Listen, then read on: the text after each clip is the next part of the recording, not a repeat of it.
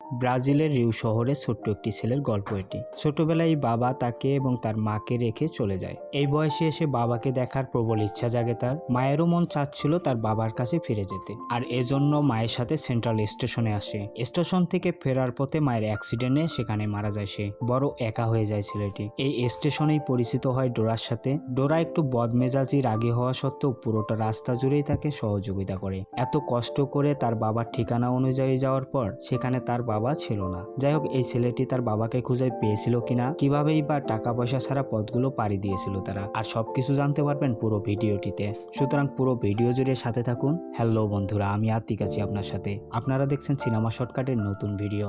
ব্রাজিলের রিও শহরের central station এটি। এখানে ডোরা নামে একজন অশিক্ষিত লোকদের জন্য চিঠি লেখার কাজ করে। ডোরা একসময় শিক্ষকতাও করতেন। অবসর নেওয়ার পর এই কাজটি বেছে নিয়েছে সে। ডোরা প্রতিটি চিঠি লেখা এবং পোস্ট করার জন্য 2 টাকা করে নিত। তার কাছে অনেক ধরনের লোকই আসতো তাদের পরিবার পরিজনের কাছে চিঠি লিখতে। প্রতিটি চিঠিতে তাদের ইমোশনাল জড়িয়ে ছিল। এক একটা চিঠি যেন এক একটা রূপকথার গল্প। একদিন ডোরার কাছে একটি ছেলে এবং তার মা আসে চিঠি লিখতে।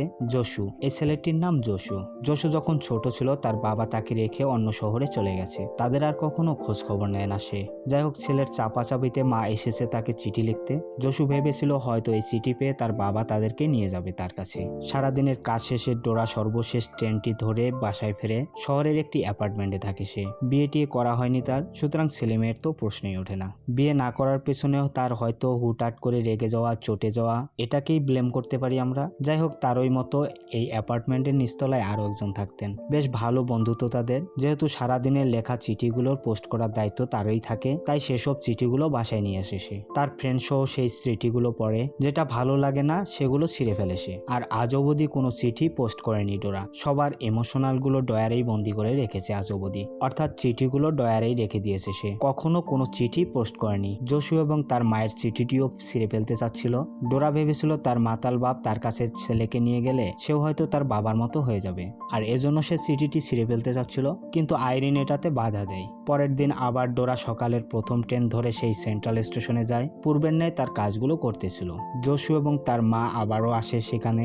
গতকাল যে চিঠিটি পোস্ট করতে দিয়েছিল সেটি পোস্ট করেছে কিনা জানতে চায়। সে আরো বলে গতকাল অনেক রুডলি লেখা লিখেছে সে চিঠিতে, তাই সে নতুন করে আরো একটি চিঠি লিখতে চাচ্ছিল, পূর্বের চিঠিটা যেন পোস্ট না করে। জসুর বাবা তাকে ছেড়ে গেলেও আজও তাকে ভালোবাসে সেও মনে মনে চাচ্ছিল সে যেন ফিরে আসে। জসুর একটি ছবিও চিঠির সাথে অ্যাড করে দেয়। ডোরার ব্যবহার দেখে জসুর একটু সন্দেহ হয়। সে তার মাকে বারবার বলতেছিল সে হয়তো চিঠিটি পোস্ট করবে না, কিন্তু তার মা উল্টো তাকে দাবিয়ে রাখে। যাই হোক, চিঠি লেখার কাজ শেষ করার পর যখন তারা দুজনে বাসায় ফেরার জন্য রাস্তা পার হচ্ছিল, একটি বাস অ্যাক্সিডেন্টে জসুর মা সেখানেই মারা যায়। ভেতর থেকে ডোরা বাইরের শব্দ শুনতে পায়। মিস্টার পেদ্রোর কাছে জানতে পারে কোনো একটি মহিলা মারা গেছে বাস অ্যাক্সিডেন্টে। ডোরা বুঝে যায় কিছুক্ষণ আগে যে চিঠি লিখে গিয়েছে সেই মহিলাটি মারা গেছে। সেই মহিলার রুমালটিও এখানে রেখে গেছে। এই রুমালটি নিজের কাছেই রেখে দেয় ডোরা, কিন্তু তেমন গুরুত্ব না দিয়ে বাইরে দেখতেও যায় না সে একবার। আর ডোরার ব্যবহার তো আমরা আগে থেকেই জানি, একটু বিদঘুটে টাইপের। মাকে হারিয়ে জসু সারা রাত স্টেশনে বসে কান্না করে। কান্না যেন তার থামতেছিলই না। ছোট এই ছেলেটি এই আশাই বসেছিল হয়তোবা তার বাবা তাকে নিতে আসবে এই স্টেশনেই। জসু আবার ডোরার কাছে আসে তার বাবার কাছে চিঠি লিখতে, তার মায়ের অ্যাক্সিডেন্টের খবর জানাতে, কিন্তু তার কাছে কোনো টাকা ছিল না, আর এজন্য ডোরা তাকে চিঠি লিখে দেয় না এবং পূর্বে চিঠি পাঠিয়ে দিয়েছে অলরেডি এটা জানায় তাকে। যদিও কোনো চিঠি পোস্ট করেনি কখনো, তাকে মিথ্যা বলে সে। জসুর চোখের পানি, কোমল মুখখানি, তার হৃদয় যেন একটুও গলাতে পারে না। তাকে দূর দূর করে তাড়িয়ে দেয় সে। এ রাতও সে স্টেশনে বসে কাটিয়ে দেয়। কোথায় বা যাবে সে? এই শহরে কোথায় কেউ নেই, তার আপন বলতে তো কেউ নেই। স্টেশনে বসে থাকতে থাকতে একটি কর্নারেই ঘুমিয়ে যায়। ডোরা যখন সকালে কাজে আসে সেই ছেলেটি নজরে পড়ে তার। ডোরা একটি স্যান্ডউইচ নিয়ে জসুর কাছে যায়, তাকে খাবারের অফার করে, কিন্তু জসুও কম ছিল না, তার খাবার তাকে ফিরিয়ে দেয়। এত খারাপ ব্যবহার করার পরও তার কাছে স্যান্ডউইচ কেনই খাবে সে? এর কিছুক্ষণ পর মিস্টার পাদ্রো জসুর সাথে কথা বলার জন্য আসে। তার সাথে নিয়ে যেতে চাচ্ছিল। এই প্যাদ্রো সাহেব সকল ইলিগাল কাজে জড়িত। জসুকে সাথে নিয়ে কোথাও বিক্রি করার প্ল্যান ছিল তার। ডোরা বিষয়টি বুঝতে পারে, তাই সে মিস্টার প্যাদ্রোকে বলে আমি ছেলেটিকে চিনি, সে আমার সাথে। এরপর জসুকে ডোরা বোঝায় তার মা আর কখনো ফিরে আসবে না, অ্যাক্সিডেন্টে মারা গেছে সে, আর এখানে এভাবে পড়ে থেকেও কোনো লাভ নেই। এর থেকে ভালো হবে ডোরার সাথে যেহেতু তার বাসায় যায়। এ শহরে যেহেতু তার কেউ ছিল না, তাই ডোরার সাথেই তার বাসায় চলে আসে আসে সে, তার কাছে তো কোনো অপশনই ছিল না। ডোরা জশুকে আইরিনের সাথে পরিচয় করিয়ে দেয়। এখানে সবাই ডিনারে একে অপরের সাথে কথা বলতেছিল। আইরিনও শিক্ষকতা করে জশুকে জানায় সে। জশু বড় হয়ে কি হতে চায় বিস্তারিত আলাপ করতেছিল তারা। জশু বড় হয়ে তো ট্রাক ড্রাইভার হবে, তার বাবার মতো পরিশ্রম করবে। এখানে বলে রাখা ভালো, জশুর বাবা একজন কাঠমিস্ত্রি ছিল। অনেক পরিশ্রম করা সত্ত্বেও একটু লাল পানি টানি খাওয়ার অভ্যাস ছিল, আর এজন্যই তার জীবন নরকে পরিণত হয়েছিল। ডিনার শেষে জশু যখন ডোরার ঘর ভালোভাবে ঘুরে ঘুরে দেখতেছিল, তখন তার নজর পড়ে ডয়ার ভর্তি চিঠিগুলোর উপরে। এখানে তার মায়ের লেখা চিঠিও ছিল, যেখানে তার ছবি যোগ করা ছিল। হঠাৎই ডোরা এসে তার কাছে চিঠিটি কেড়ে নেয়, বলে সে অসুস্থতার কারণে পোস্ট করতে পারেনি চিঠিটি কাল, আর আগামীকাল ঠিকই পোস্ট করে দিবে চিঠিটি। জশু বুঝে যায় এরকম মিথ্যা কথা সে অনেকবারই বলেছে। তার নীরব চোখ দুটো বারবারই বোঝাচ্ছিল কেন এই প্রতারণা করেছে সে তার সাথে। ডোরা তাকে কথা দেয় সে কখনো আর মিথ্যা কথা বলবে না, আর সকল চিঠিগুলো পোস্ট করে দিবে আগামীকাল। আজ ডোরা জশুকে নিয়ে একটি বিশাল অ্যাপার্টমেন্টে যায়। মিস্টার পেদ্রো পূর্ব থেকেই তাদের জন্য অপেক্ষা করতেছিল। ডোরা সেখানে যাওয়ার পর তাদেরকে একটি রুমে নিয়ে যায় সে।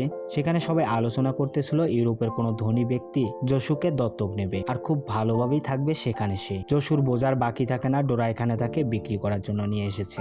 দুচোখ দিয়ে শুধু নীরব আবেগগুলো পানি হয়ে ঝরতেছিল, কিছু করার ছিল না তার। জশুকে এখানে আনার জন্য ডোরা অবশ্য $1000 পায়। যাওয়ার পূর্বে জশুকে বাইবরে সেখান থেকে চলে যায়। রাতে আইরিনকে ডেকে এনেছে ডোরা, তাকে সারপ্রাইজ দেবে। তার পুরাতন টিভিটি বিক্রি করে রিমোট কন্ট্রোল কালার টিভি কিনেছে সে। এসব দেখে আইরিনের কেমন যেন সন্দেহ হয় তাকে। সে বুঝতে পারে জশুকে নিশ্চয়ই বিক্রি করে দিয়েছে। ডোরা তাকে বারবার বলতেছিল জশু আমার থেকে এতিমখানায় ভালো থাকবে, আর এজন্য তাকে সেখানে রেখে এসেছে সে। আইরিন কিছুতেই বিশ্বাস করতে পারতেছিল না এই বাচ্চাটির সাথে সে এমন করবে। আইরিন তাকে বারবার বোঝাচ্ছিল এখন কেউ বাচ্চা দত্তক নেয় না, বাচ্চাদের অঙ্গ প্রত্যঙ্গ বিভিন্ন জায়গায় বিক্রি করে দেয় তারা, আর এসব প্রায়ই পত্রিকায় আসে। তাকে বোঝাতে না পেরে আইরিন রেগে সেখান থেকে চলে যায় সেদিনের মতো। আইরিনের কথাগুলো যেন তার মনে কাটার মতো বিঁধতেছিল। সারা রাত ঘুমাতে পারে না সে। সকালে উঠে সিটি থেকে কিছু ছবি বের করে সোজাসুজি চলে যায় সেই অ্যাপার্টমেন্টের সেই রুমে যেখানে জশুকে রেখে এসেছিল সে। চিঠি থেকে নেয়া সেই বাচ্চাগুলো ছবি দেখায় সেখানকার এক মহিলাকে। আরো বেশ বাচ্চা তার কালেকশনে আছে, তারা চাইলে এগুলো এনে দিতে পারবে সে। সেখানকার সেই মহিলাটি ছবিগুলো নিয়ে মিস্টার পেদ্রোকে দেখানোর জন্য ভেতরে নিয়ে যায়, আর এই সুযোগে ডোরা জশুকে নিয়ে পালায় সেখান থেকে। জশু সেখান থেকে যেতে চাচ্ছিল না, রাগে অভিমানে মোটামুটি জোর করেই ডোরা তাকে সেখান থেকে বের করে নিয়ে যায়। দুজনে দৌড়াতে থাকে এই অ্যাপার্টমেন্ট থেকে বের হওয়ার জন্য। জশুর জন্য ডোরা আজ মিস্টার পেদ্রোর সাথে শত্রুতা কিনে নিয়েছে। যদিও এক সময় খুব ভালো সম্পর্ক ছিল মিস্টার পেদ্রোর সাথে ডোরার। মিস্টার পেদ্রো তো ছিল ডেঞ্জারাস ম্যান। তারা একটি ট্যাক্সি যোগে অন্য একটি জায়গায় যাওয়ার প্ল্যান করে। এখনো তার উপরে জশু অনেক রেগে আছে। বাস স্টেশনে থামার পর ডোরা আইরিনকে ফোন করে কেউ একজন তাকে খুঁজতে আসতে পারে, আর তাকে যেন কোনো প্রকার হেল্প না করে সে। এদিকে অলরেডি মিস্টার পেদ্রো তাকে খোঁজার জন্য বাসায় চলে এসেছে। এখন আর বাসায় যাওয়ারও উপায় নেই ডোরার। যাই হোক, তাদের উদ্দেশ্য এখন জশুকে তার বাবার কাছে পৌঁছে দেওয়া। কিন্তু জশু ডোরাকে তার সাথে নিতে চাচ্ছিল না, সে একাই যেতে চাচ্ছিল তার বাবার কাছে। কিন্তু তার কাছে টাকা নাই, এজন্য ডোরার কাছে কিছু টাকা ধার চায় সে। তার বাবার কাছে পৌঁছে ঠিকই ফেরত দিয়ে দিবে ডাকযোগে। ডোরার কাছ থেকে চিঠিটি নিয়ে সোজা বাসে গিয়ে ওঠে। এদিকে ডোরারও কোনো উপায় ছিল না বাসায় ফেরার, তাই শেষ মুহূর্তে ডোরা ভেবে চিনতে সেই বাসে তার পাশে গিয়ে বসে। এই জার্নিতে অভিমানী ছেলেটি তার সাথে কোনো কথা বলে না, বাস চলছে তার নিজ গতিতেই। প্রতিমধ্যে ব্রেকের সময় জশু তার নিজের জন্য জামা চুজ করে। এতদিন পর তার বাবার সাথে দেখা করতে যাচ্ছে সে। এই পুরাতন জামা পরে তো আর যাওয়া যাচ্ছে না। এদিকে ডোরার শার্টটিও ছিঁড়ে গেছে দস্তাদস্তির সময়, তার নিজের জন্য একটি জামা নেয় সে। কিছুক্ষণ পর বাস আবার রওনা দেয় তাদের গন্তব্যের দিকে। রাস্তা যেন শেষ হচ্ছিল না। জশু বারবারই এরকম কৌতূহলী প্রশ্ন ডোরাকে করতেছিল। ডোরার এসব খুবই বিরক্ত লাগতেছিল। ছেলেটি বেশ দুরন্ত এবং চটপটে স্বভাবের, শুধু শুধু প্রশ্ন করে। যাই হোক, এভাবে রাত হয়ে যায়। ডোরা বোতলটি রেখেছিল নিজের খাওয়ার জন্য। যখন সে ঘুমিয়ে পড়ে, জশু বড় বোতলটা সাবার করে দেয়। বাসে চিল্লাচিল্লির কারণে ডোরার ঘুম ভাঙে। সে দেখতে পায় জশু অলরেডি পাগলামো শুরু করে দিয়েছে। সবাই তাকে শান্ত করার চেষ্টা করতেছিল, কিন্তু জশু আবল তাবল বকেই যাচ্ছিল। তখনও কারোরই কোনো কথা শুনতেছিল না সে। কিছু কিছু লোক তো ডোরা এবং তার ছেলে দুজনকেই গালি দিচ্ছিল। যাই হোক, ডোরা তাকে বুঝিয়ে সুজিয়ে আবার সিটে নিয়ে আসে। এরপর সকালে একটি ফিলিং স্টেশনে বাস থামে। জশু তখনও ঘুমিয়ে। ডোরা কিছু টাকা জশুর ব্যাগে রেখে বাসের ড্রাইভারকে একটি চিঠি দিয়ে বলতেছিল জশুকে যেন এই ঠিকানায় নামিয়ে দেওয়া হয়। এই ঠিকানায় তার বাবা থাকেন, কোনো একটি কাজের জন্য সে তার সাথে যেতে পারতেছে না। আর সবকিছু ডোরা বুঝিয়ে সুজিয়ে দেয় ড্রাইভারকে। এরপর ডোরা ডোরা রিউ শহরে ফেরার জন্য রিটার্ন টিকিটও কেটে ফেলে। ডোরা নিশ্চিন্ত মনে নাস্তা করতেছিল, যাক ঝামেলা তো দূর হয়ে গেছে। বাসও চলে যায় সেখান থেকে। যখন সে রেস্টুরেন্টের সম্মুখে ঘুরে হঠাৎই তার নজর পড়ে জশুর উপর। চুপচাপ একটি টেবিলের কর্নারে বসে আছে সে, অর্থাৎ সে একা যেতে চাচ্ছিল না তার বাবার কাছে।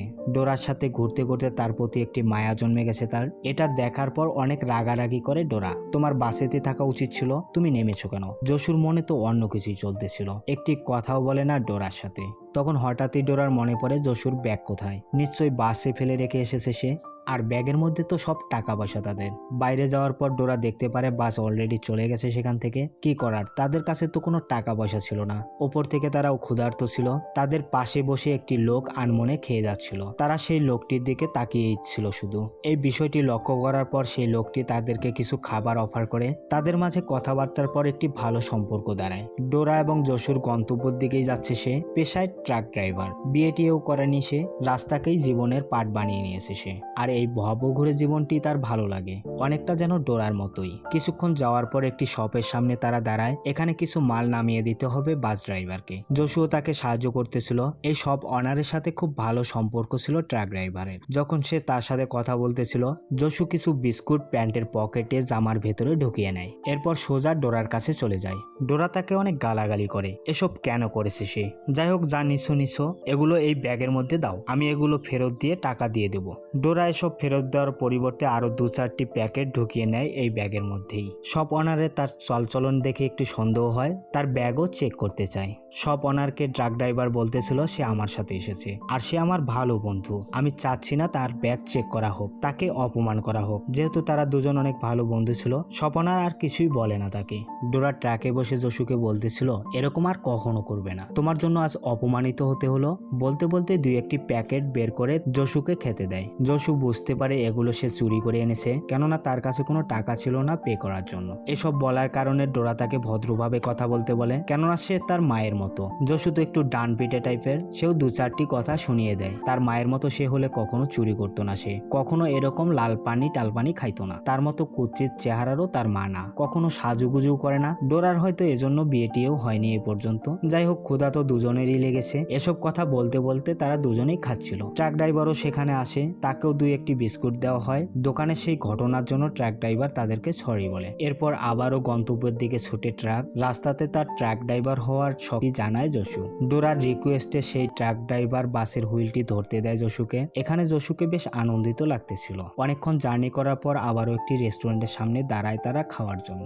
এখানে ডোরা কি মনে করে যেন জশুকে একটু দূরে খেলতে পাঠায়। ডোরা তার সম্পর্কে বলতেছিল ট্রাক ড্রাইভারকে, সে এক সময় শিক্ষকতা করত আর অবসর নেওয়ার পর চিঠি লেখালেখির কাজ করে সে। ট্রাক ড্রাইভারও ছিল ধর্মযাজক, এই ভবঘুরো জীবনও বেছে নিয়েছে সে। ডোরা তাকে বারবার বলতেছিল খুব ভালো হয়েছে বাসটি মিস করেছে সে, এতে খুব আনন্দিত, আরো বেশি খুশি হয়েছে তার মতো কারো সাথে পরিচিত হতে পেরে। বলতে বলতেই ট্রাক ড্রাইভারের হাতটি চেপে ধরে। এতদিন বিয়ে না করা ডোরা ট্রাক ড্রাইভারের সাথে ঘুরতে ঘুরতে তার সংস্পর্শে এসে তার প্রেমে পড়ে গেছে। তাকে ভালো লাগতে শুরু করেছে তার। ডোরার এমন ব্যবহারে পুরো শক ট্রাক ড্রাইভার, সে এমনটি আশা করেনি তার থেকে। ওপর থেকে সে ছিল ধর্মযাজক। যাই হোক, তাকে প্রপোজ করার পর একটু সময়ের জন্য ওয়াশরুমে চলে যায় ডোরা। সেখানে গিয়ে নিজের চেহারাটা ভালোভাবে আয়নাতে দেখে। পাশের একজনের কাছ থেকে লিপস্টিক চেয়ে এনে ঠোঁটে লাগায়। এর আগে কখনো এমনটি করেনি সে। এত সাজুগুজুর পর সে যখন বাইরে বের হয়, সেখানে গিয়ে দেখতে পারে ট্রাক ড্রাইভার ট্রাক সহ সেখান থেকে চলে গেছে অলরেডি, অর্থাৎ তার কথায় সে রাজি না। ট্রাক ড্রাইভারের এমন ব্যবহারে খুব ব্যথিত হয় ডোরা, অনেক কাঁদে সেখানে। এতদিন পর কাউকে ভালো লেগেছে তার, সেও তাকে ছেড়ে চলে গেছে। যাই হোক, কি করার, তাদের কাছে পর্যাপ্ত টাকাও ছিল না। সেখানে দুজন অপেক্ষা করতেছিল কোনো একটি যানবাহনের জন্য। কিছুক্ষণ পর এই টাইপের একটি যানবাহন সেখানে আসে। ড্রাইভার জানায় তাদের গন্তব্য অনেক দূর, প্রতিজনে 10 টাকা করে লাগবে। কোনো উপায় ছিল না তাদের কাছে। সেখানে উঠে পড়ে তারা। জার্নি অবস্থায় ব্রাজিলের খুব জনপ্রিয় একটি গান গাইতেছিল সবাই, তাদের সাথে জশুও গাচ্ছিল। আর এই গানটি সে তার মায়ের কাছেই শিখেছে। এরপর তাদের গন্তব্যে পৌঁছে যায় তারা। সেখানে পাহাড়ের কোল ঘেঁষে একটি জায়গাতে বসে বিশ্রাম নিচ্ছিল। পাহাড় দেখার শখটা তার ছোটবেলা থেকেই। তার মা তাকে প্রায়ই বলতো তার বাবা এসে তাকে ঠিকই পাহাড় দেখাতে নিয়ে যাবে। যাই হোক, এই শখটিও পূরণ করে ডোরা তার। সেখানে একটি চার্চের সামনে তার মায়ের রেখে যাওয়া রুমালটি বাতে বলে ডোরা। তার বাবার সাথে অনেকদিন পর দেখা করতে যাচ্ছে, এই নোংরা পোশাক পরে কি আর যাওয়া যায়, একটু তো পরিপাটি হওয়া উচিত। ডোরা আপত্তি করতেছিল, কেননা তার কাছে তো টাকা ছিল না। যাই হোক, একটু ম্যানেজ ট্যানেজ করে মাথা টাথা গুছিয়ে ঠিকঠাক হয়ে ঠিকানা অনুযায়ী একটি ফার্মের কাছে পৌঁছায়। আর এটাই হলো তার বাবার বাসা, এখানেই তার বাবা থাকেন। যশুর কৌতূহল যেন থামছেই না, এতদিন পর তার বাবার সাথে দেখা করবে সে। দৌড়ে সে বাসার ভেতরে প্রবেশ করে, সেখানে গিয়ে তার মতো আরো একটি ছেলেকে দেখতে পায়। আশেপাশে কোনো সারা শব্দ পাচ্ছিল না তারা। অনেক ডাকাডাকির পর ডোরা একটি বৃদ্ধ মহিলা সাড়া পায়। তার কাছে জানতে চাইলে জোসেফ কোথায়, অর্থাৎ যশুর বাবা, সেই মহিলাটি জানায় সে বাইরে আছে আর কিছুক্ষণের মধ্যে সে ফিরবে বাসাতে।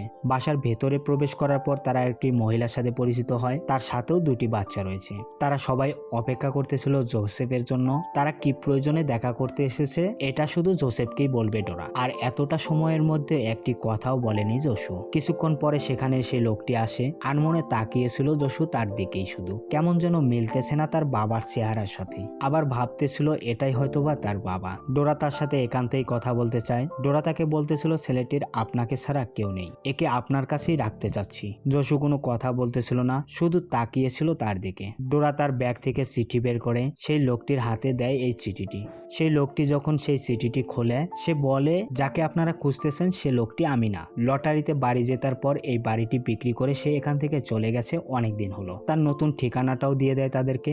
যশুর কোমল হৃদয় যেন আবারও ভেঙে চুরমার। এক বুক কষ্ট হতাশা নিয়ে এখান থেকে চলে যাচ্ছিল। কত স্বপ্ন বা আশা নিয়েই এসেছিল এখানে, এখন সব ধূলিসাৎ। যাই হোক, নতুন ঠিকানায় যাওয়ার পালা এবার। এ শহরে তীর্থযাত্রা চলতেছিল, সুতরাং এ অবস্থাতে কোনো গাড়িও পাওয়া যাবে না। ডোরা একটু বদমেজাজি টাইপের ছিল, বারবারই বলতেছিল ঈশ্বরের আমি কি ক্ষতি করেছি যার জন্য এসব পোহাতে হচ্ছে আমাকে। যশু যেন ডোরার কাছে শাস্তি স্বরূপ, যশু তার কাছে অভিশাপ। বারবারই যশুকে এ কথাগুলো বলতেছে। এসব কথা কিছুতেই মানতে পারছিল না যশু। অভিমানে তীর্থযাত্রার মাঝে ঢুকে যায়। এরপর একাই যাবে সে তার বাবার কাছে, তবুও ডোরার সাথে যাবে না। হাজার হলেও তো মা জাতি, রাগের কারণে উল্টাপাল্টা বললেও তার হৃদয়ে তার জন্য জায়গা অনেকটুকু। তার পিছু পিছু যায় খুঁজতে ডোরা, কিন্তু এত লোকের ভিড়ে কোথাও খুঁজে পাচ্ছিল না। একটি চার্চের ভেতরে প্রবেশ করে সে। যশু কোথায় কিভাবে গেল এসব নিয়ে ভাবতে ভাবতে হঠাৎই চার্চের মধ্যেই পড়ে যায় ডোরা। পাশে থেকে ছুটে আসে যশু।